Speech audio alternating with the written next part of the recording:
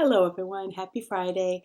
Our book today is a book by that same author last week that was Nightbooks, and this was his original series, and it's the first book of it, The Thickety, A Path Begins, and the author again is J.A. White. So this is a fantasy fiction, and our main character is a girl in a village that is a very unusual village. And there's a prologue. Okay, prologue. Kara lay in bed thinking of names. Mother and father had yet to settle on one, even though they were only 6 weeks left until she became big sister. It was clear that they needed her help. Jonathan? No, too common. Nathaniel? Not that either. She knew of Nathaniel and he picked his nose. So Samuel?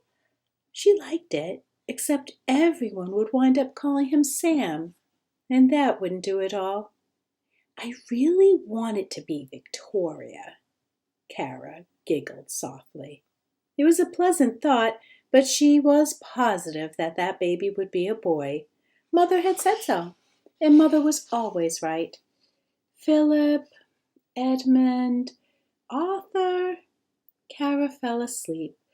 When she opened her eyes, there were 2 men standing at her bedside. One was big and one was small. The darkness of the room obscured their features, giving them the appearance of living shadows. The big one held a potato sack in his hands and shifted from foot to foot. "Sorry, child," he said. Grabbing Kara with one massive hand, he yanked her out of bed. She screamed. "Don't bother with that," the second man said. "Ain't nobody home but us." Although Kara scratched at the big man's arms and kicked her feet wildly, she might as well have been fighting a tree for all the good that it did.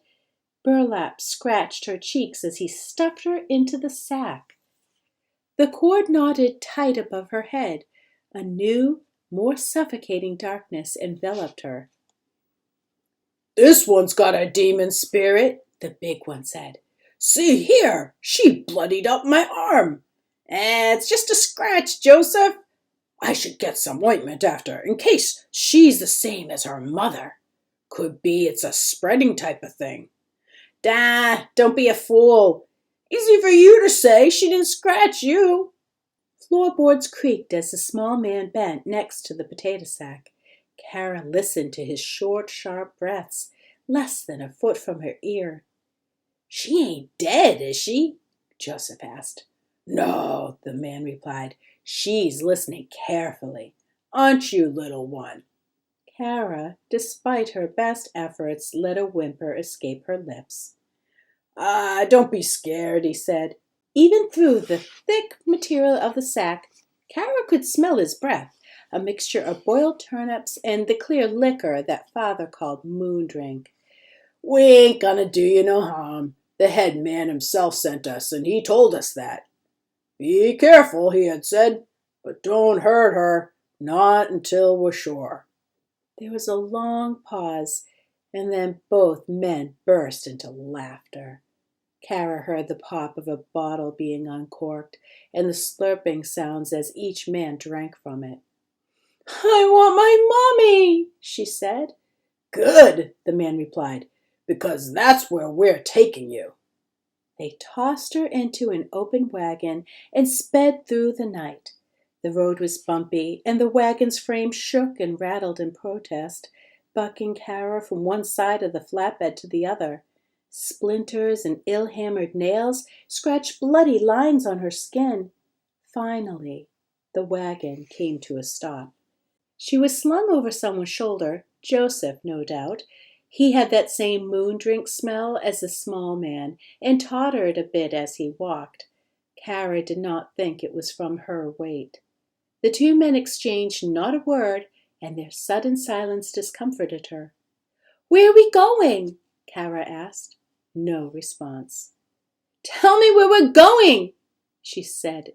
As she spoke, Kara pounded her fists against Joseph's back. He tightened his grip slightly, but otherwise showed no reaction. They continued onward, Kara listening carefully to the too quiet night, Nothing but silence save the measured, rhythmic patter of boots against the earth, until someone coughed. The sound came from Kara's right. She supposed it could have been the smaller man, but Kara didn't think so. It sounded like the cough of a woman. They were not alone. "Help!" Kara screamed. "Please help me!" Kara's pleas were answered by the creaking of stairs, straining beneath the huge man's weight. The night air slipped its cold fingers around Kara and squeezed tightly. "Where are we?" she thought. Kara was dumped from the potato sack and given her answer. She was on a small scaffold in the unused field north of the village, one of the only places in Denoran where crops refused to grow. The scaffold rose about 10 feet off the ground and teetered unsteadily. In the distance, the black-leaved trees of the thickety swayed toward Kara and then away as though beckoning her. Kara had been in this field yesterday, picking wildflowers as she waited for news of Mother. The scaffold had not been there then. They had built it in the night. "Good evening, Kara," said a familiar voice. Fen de Stone bent down before her. He was tall, with a thatch of thick brown hair tied into a neat ponytail, and he wore the crimson robe that befitted his position as leader of Denoran. One eye was slightly larger than the other, though both were the same piercing blue.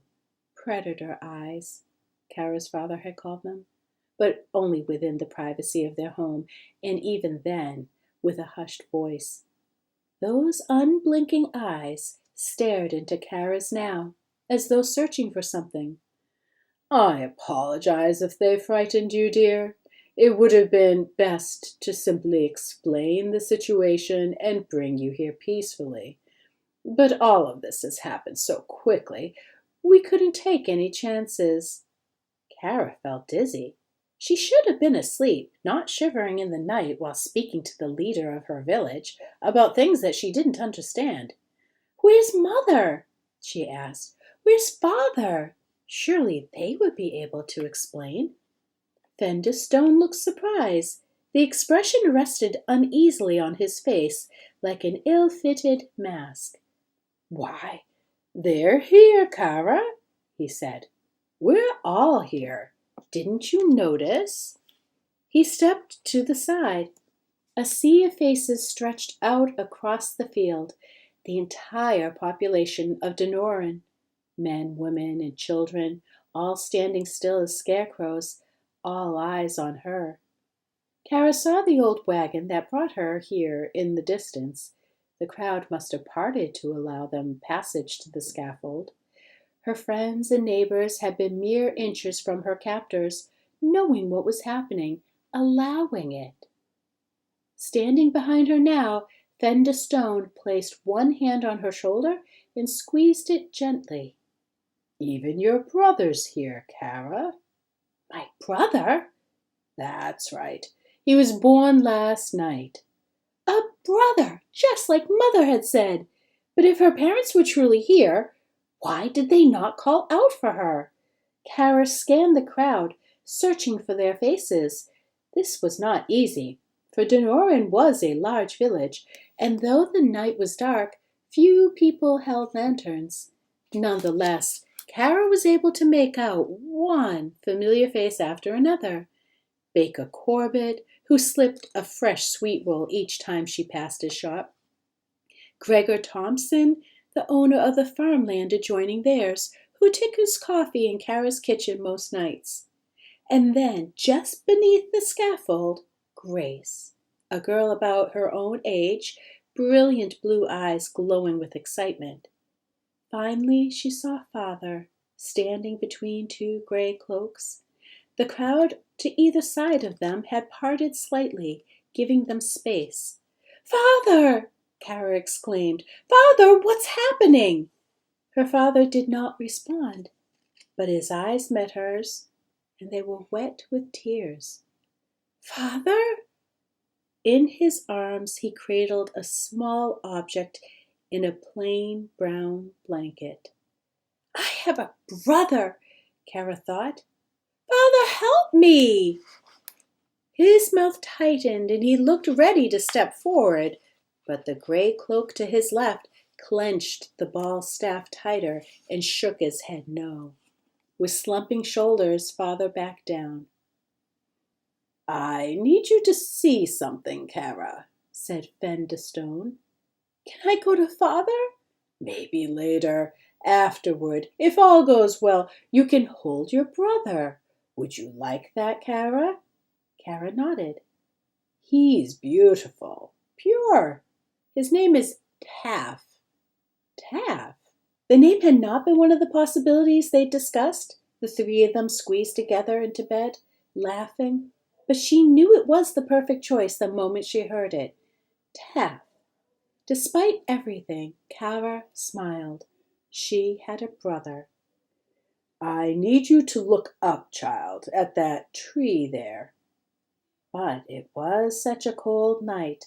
A newborn babe shouldn't be out here right now. He should be home by the fire. Fen de Stone snapped his fingers in her face. Look up now! Kara did as she was told. Mother's hands had been bound together and hooked over a thick branch. Her feet dangled 15 feet from the ground. She was blindfolded and gagged. Kara screamed.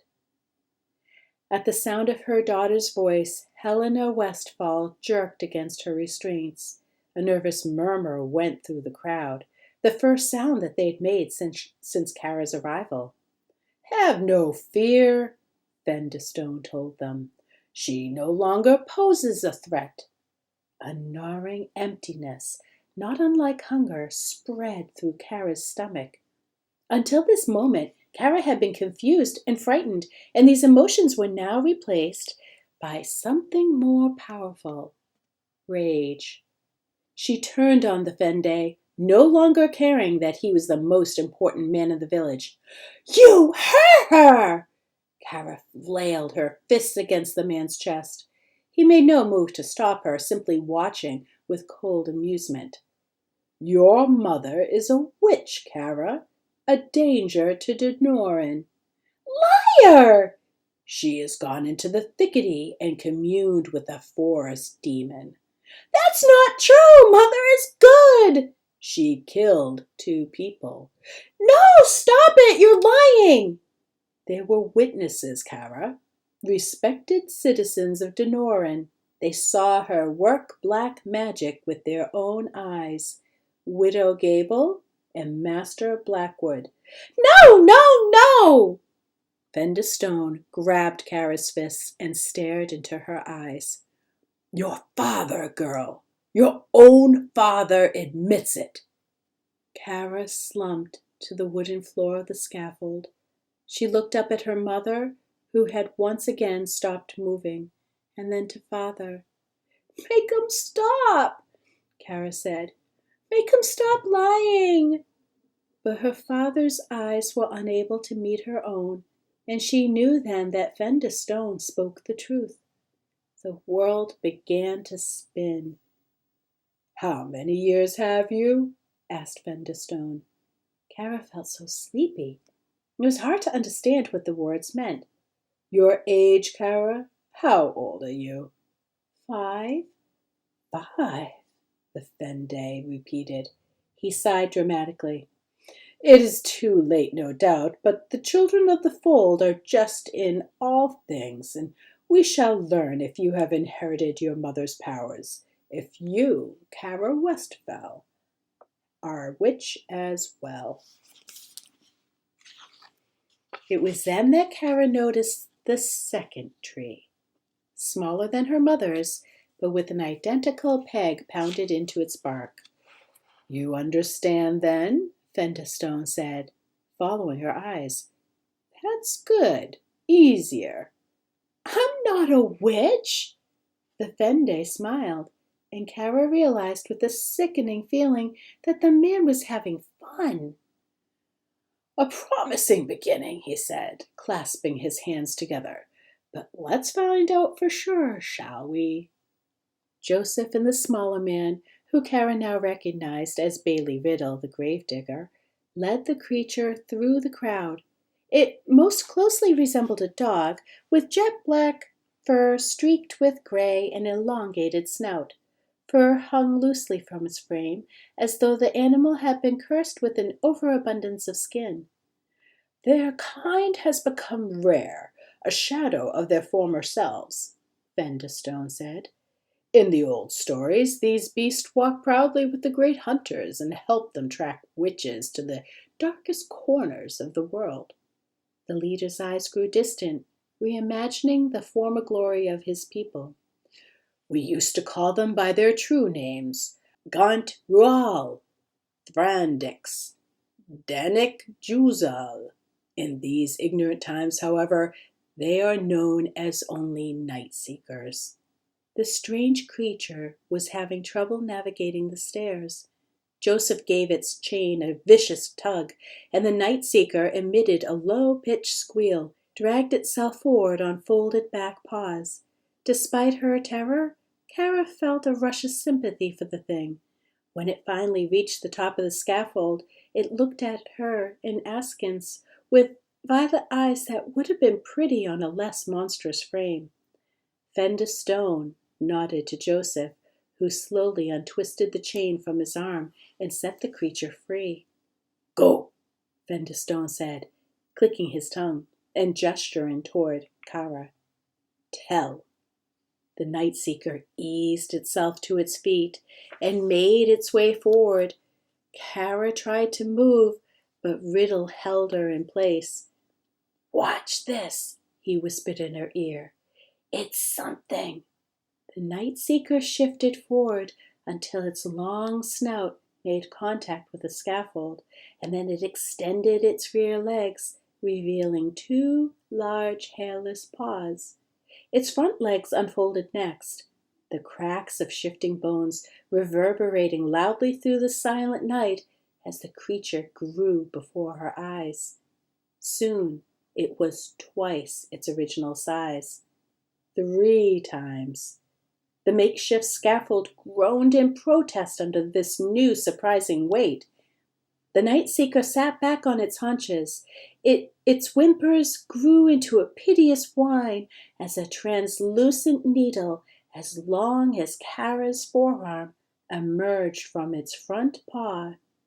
The beast looked up and bared its teeth, revealing large, jagged incisors that had not been there a moment ago. "I would take a step back, Bailey," Fendestone said, softly, "if I were you." Kara's arms were released a half a moment before the Night Seeker leaped across the scaffold and knocked her to the floor. It placed one massive paw on Kara's chest and gazed into her eyes. Warm slobber dangled from its mouth. Kara did not realize that the needle had pierced her arm until the Night Seeker sat back and regarded the blood at its tip. At first Kara thought it might lick it, but instead the Night Seeker plunged the needle deeply into its own nostril. With a shudder of its massive body, it sucked up her blood, and it snorted deeply. After a considerate pause, the Night Seeker straightened as though a decision had been made. It raised its needle paw high into the air and angled it toward Kara's right eye. "No!" she screamed. "Please!" The Night Seeker's other paw was an impossible weight on her chest. No matter how hard she jerked and twisted, she could not move a single inch. Each breath was a struggle. "Judgment has been delivered," Fendestone proclaimed.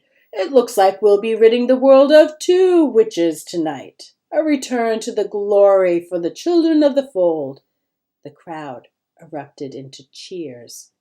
"No," Kara said. Her voice was quiet now. "I'm not a witch." The needle inched closer to her eye until it was all that Kara could see, a clear pinpoint in the night.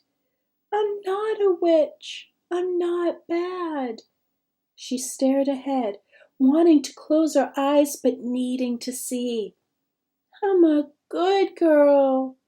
The crowd began to clap, a steady rhythm. "Don't hurt me." Looking past the needle, Kara met the violet eyes of the night seeker. "Don't hurt me." The creature shuddered, and it made a noise deep within its throat. The crowd had grown far too loud for anyone to hear it, but it wasn't a growl exactly. There was no fury in it. With one swift motion, the night seeker backed off Kara's chest, and the needle already retracted into its paw. By the time it had gone 3 steps, its body had shrunk to its original, innocuous form. Looking tired and drained, the creature tottered toward the stairs. The crowd grew silent. Venda Stone regarded Kara.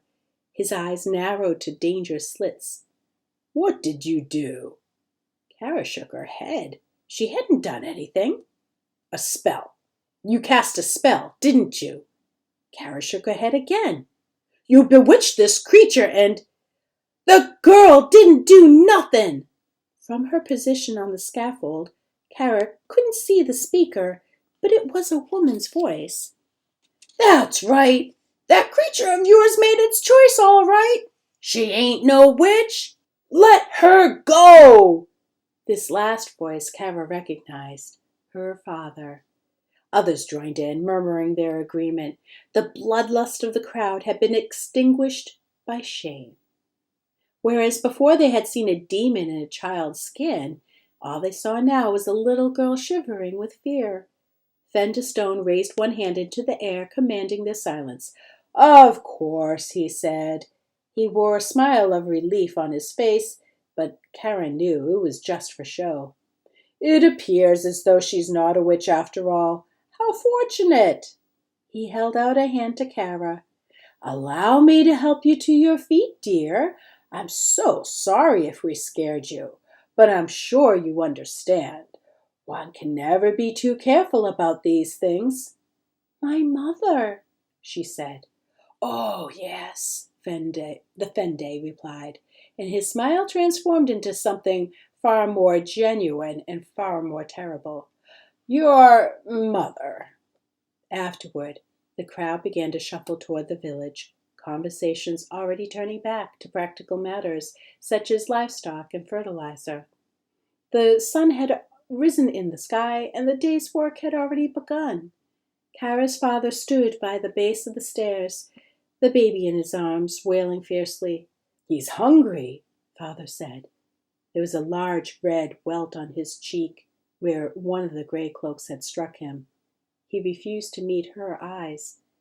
Kara looked at the small bundle in his arms. "Can I hold him?" she asked. Father nodded, passing the baby to Kara with a relieved expression on his face. He collapsed to the earth as though holding his son had been the only thing keeping him on his feet. "I'm sorry," he mumbled. I'm sorry. Kara left him. Then she started toward the village. Gently folding back the blanket, Kara regarded the newest member of her family. She hadn't seen many babies before, but she could tell that Taff was small, even for a newborn. His eyes, barely open, were light like their father's. "Hello, baby brother," she said. "My name is Kara."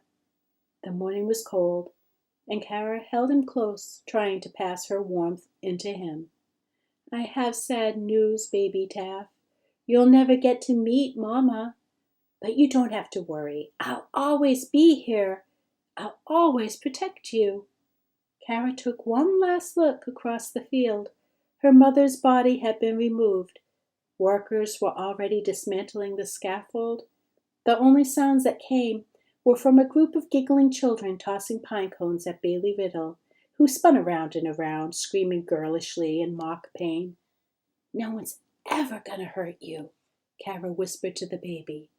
She stared at Bailey Riddle until he finally looked up and met her gaze. Unlike Taff, Kara had her mother's eyes, black as a forest night. The man gasped. "No one," she said. Kara held her brother close the entire walk back to the village, and by the time they reached their house, he had fallen asleep in her arms. Bailey Riddle died later that night, viciously attacked by some sort of wild animal. There were no witnesses, as Bailey was not especially well liked, and he was simply buried and forgotten. These things did happen. And that's the end of the prologue. Chapter 1 is called Signs. And it's going to open up where she is now 12 years old. So please stay tuned. I will do a bonus episode of the actual Chapter 1 at a later date. But tonight, it seems, is enough. I hope you have a great week. And if you're doing something to commemorate September 11th, then, I wish you the best. And for those who have losses, I'm so sorry for your losses. Have a great day.